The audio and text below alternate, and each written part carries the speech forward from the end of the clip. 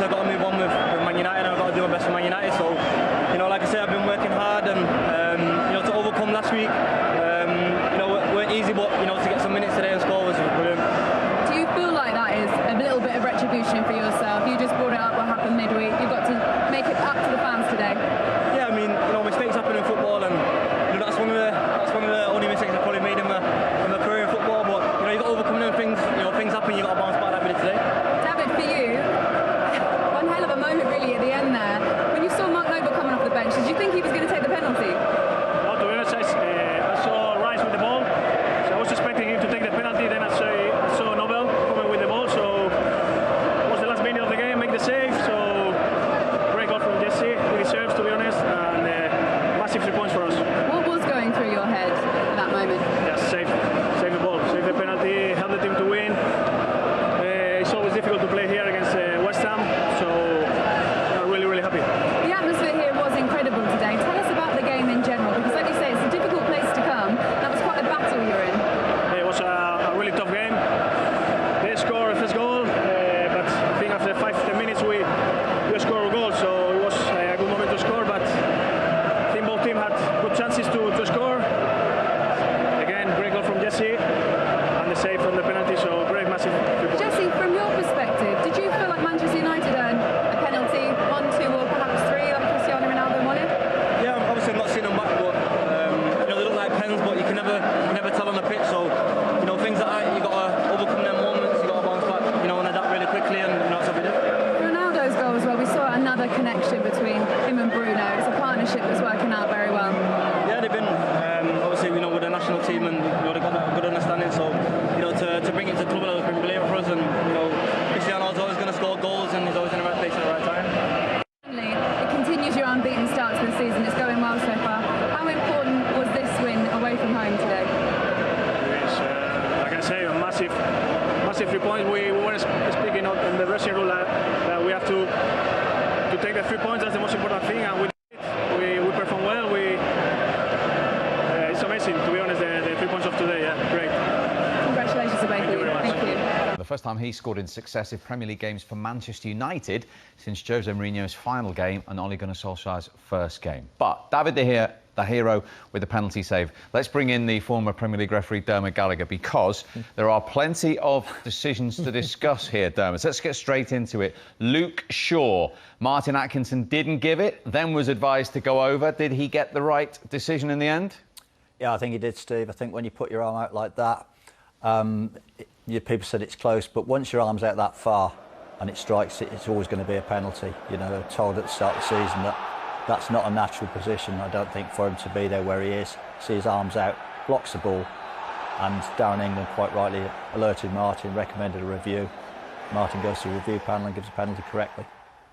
Dermot, I agree that it's a penalty, but I don't agree that it's not a natural position, because if it wasn't a natural position, then he wouldn't be in it. He's not like trying to dive and stop the ball. At what point, you know, I'm just finding it hard. Listen, as I say, I think it's a penalty, but my problem being is there's going to be something slightly less than that, and then it's, oh, that's on the threshold. Because it is we are going to get players, and we do get players defending with their hands behind their back. Yeah. Because of that reason. I'm just worried about the threshold here. Yeah, I agree with Mike. We don't want to see players defending with hands behind the back, because it doesn't look good. It's not conducive to the betterment of their game. But I think when you put your arm out like that, in the referee's view, you know, that's not where it should be if you're defending the ball. They see his arm goes out. It's so far away from his body. It clearly blocks the flight of the ball. And they were told at the start of the season, the teams, if that happens, a penalty is going to be given. I think this falls well within that category. OK, and it was given. Tim, would you have fancied being in Mark Noble's situation, though? No. No, as a player, I wouldn't have wanted to do it.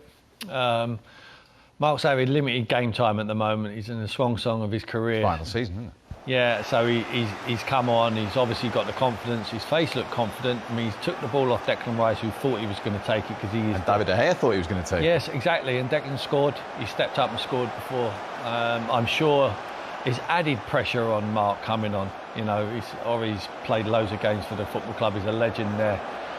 He knows he's coming towards the end, but I mean, De Gea just guesses right, and it's not a fantastic penalty. I mean, he strikes it okay, but it's at a very good height for De Gea, and he makes a good save. And unfortunately, we talk about small margins. David Moyes has to admit he's got it wrong there.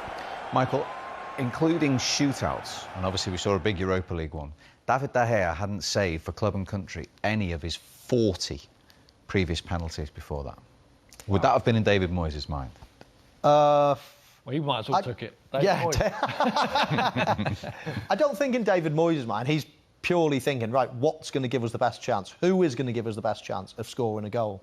He's looked at who's on the pitch. I think Declan Rice had the ball under his arm, ready to take it, and he's probably thought, don't get me wrong, he's taken that into consideration, that Noble is cold and he's obviously on the bench and all the rest of it. But on balance, thinking, well, he's probably by far the best penalty taker we've got. Balance that with him being cold, that's the decision I'm going to make. And he's made it. And do you know what? I actually I love the whole drama of it. I love the way we're bringing a sub on to take a penalty. I actually thought if he had scored, and the way he jogged on as if, right, I mean, imagine the confidence running through his veins being asked to do that. But the other side of the story is, then, how will Declan Rice be feeling? Exactly.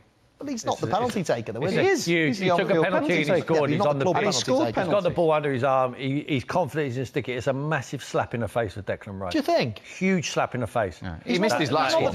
You would see his face now. I mean, it's a massive... I think it's a poor decision from... he's made a rod for his own back here, David Moyes, because he's only going to get criticised. He would have been a hero. I'm talking about fine margins. Yeah. Hero if it works. It didn't. Unfortunately, you've got to take the road. OK, right. Dermot, back to you again.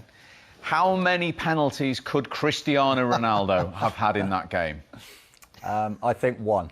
No! One? Yeah. Go on then, talk us through them. I think this one's a penalty.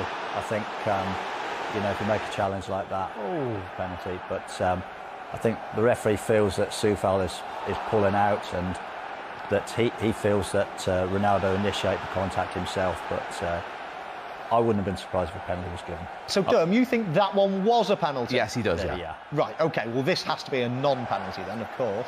Well, I don't think this is a penalty now. No, I agree with this one. No. Derm, so you only think there's one, so you think that this last one is not a penalty? I think he's going down very, very early. If you look at him, I think he's already made up his mind he's going down. At this point there, he's already going down, I think. And I think Martin Atkinson's got the best view because he's right behind him. He sees him. Just his shape there. He's got to go down. I mean, look at the ball. The ball doesn't change. There's no contact to the ball. Martin Atkinson must have seen that, and he must think that Ronaldo has dived. If he thinks he's dived, you've got to book him. He's not dived. That's a nailed-on penalty. More of a nailed-on penalty than the other one. I agree with Dermot. I think he is going down, but that surely doesn't mean he can't still be fouled. He's anticipating the foul. I mean, I thought the last one... How many of the three did you think was a penalty? Two. I thought that last one was 100%. The first one was probably 70%, and then the one that wasn't even about 20%. I thought probably on balance 2. OK, let's even this up, Dermot, because I'm sure David Moyes will say, at 1-1, Aaron Wan-Bissaka made a challenge that the West Ham manager, I think, will, without putting words in his mouth, will feel this was a penalty. Did you think this was a West Ham penalty? I did. I wondered, was he offside, Yarmolenko, but as watched, the assistant hasn't given offside. No offside was given, I saw that. I fully expect a penalty, but for some reason the referee feels that Souček has committed a foul because he gave a free kick out. Dan, but what about Darren England and VAR with that particular instance? Because I'm sure, again, West Ham will ask that question. Yeah, well, I think once the VAR is looking at it, he asked the referee what he's seen on the field, and the referee said, I've seen a foul by Souček himself. So he said that's come first, so he's given that, and the VAR then is eliminated because he will say, well, the first foul was by the West Ham player. Tim, if you were David Moyes, you would feel a little aggrieved, to say the least, there, would you? Absolutely, penalty. 100%. 100% penalty. And that's at 1-1. Wan-Bissaka doesn't even see him. He doesn't see him coming. He tries to just play the ball and he just collides into him. I understand what Dermot's saying. Souček puts his body there, but listen, he's entitled to put his body wherever he wants. It doesn't mean that Wan-Bissaka has to kick through the back of his legs. It's a penalty. Leon Osman made a good point in commentary, because it has happened quite a few times that players will see a tackle approaching, no intention of playing the ball, and actually just, get in front of that tackle and get brought down. And he makes a good point, because it is happening a fair bit, but that is a penalty, in my opinion. And the referee's probably missed 3 penalties that he should have given. OK, Dermot, thank you very much indeed. So much to talk about in that one. And, of course, Jesse Lingard, back at the club that revitalised him last season on loan, scoring this goal, Michael, to eventually win it. Stunning. Absolutely stunning.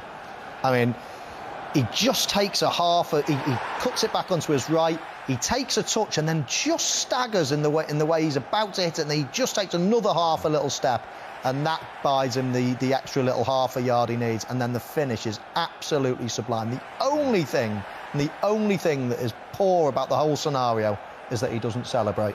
I can't believe players don't celebrate when they score a goal against their own club. He was only there 2 minutes. If he didn't want to score, if he's not that happy, don't pull the trigger. Pass the ball if that's the case. That's the only thing that lets him down there, because everything else is absolutely spectacular. Kurt Zouma there, who's defending him, he would have had the benefit of seeing Jesse last year, but surely you would have seen him from afar. You've seen him on TV, you've seen the goals. He wants to come inside on that. He drove him back into the box, and as he kept taking a touch, Zouma was getting deeper and deeper and deeper, cannot move his feet, and it was an easy finish for Jesse Lingard in the end. To the ball, and then, of course, he steps for the split second. He's offside before the ball comes in, he's offside after the ball comes in, but as the ball is actually played, that's the one little moment that he's onside. Can you coach that? You can't really coach it, that's a feel, and I mean, I learnt it from Ruud van Nistelrooy, I must admit, when the rules first came in about offsides, and it's when the ball's played, and and if you interfere and things like that, you can actually stand offside for large parts of it, and then just become onside for a split second. They can't mark you. If you just step onto the line of the offside line, just step onto it briefly when the ball's played, they can't mark you. They can never get goal side of you. So no one can grab you, no one can push you away, no one can do anything. And he's used that to his advantage now. Every time we're looking at Ronaldo, aren't we, Mo? Whenever the Man United midfield get the ball, when McTominay and Fred get it, he takes a breather, like Michael was highlighting at the start of the show.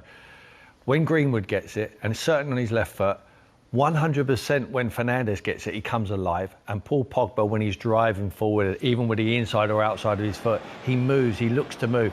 See here, he's thinking, well, there's a good chance. That's an easy pass for Paul, but I know he's going to give it to me. He's going to give it to me when I want it, not when he's finished with it. And it's an easy pass, but he knows he's going to get it. It cuts inside. This is typical Ronaldo. But his movement and conserving energy when the other midfield players haven't got the ball is incredible. Here, Greenwood, he knows he's on his left foot, he knows he'll slide it. That's vintage. That's vintage Ronaldo. Works the goalkeeper as well. But it's just interesting when we're watching him from the side, Mo, isn't it? What you highlighted earlier. Yeah, I mean, I would suggest if you actually looked at the distance covered, things like that, it wouldn't be great. But he does it in bursts now. He uses all his energy in bursts. He never really goes out wide. If he is going out wide, it's only to buy himself more space to actually run at someone, do the step over, and have a strike on goal. He's so different to what he used to be, so different, but equally as dangerous in front of goal. Fascinating.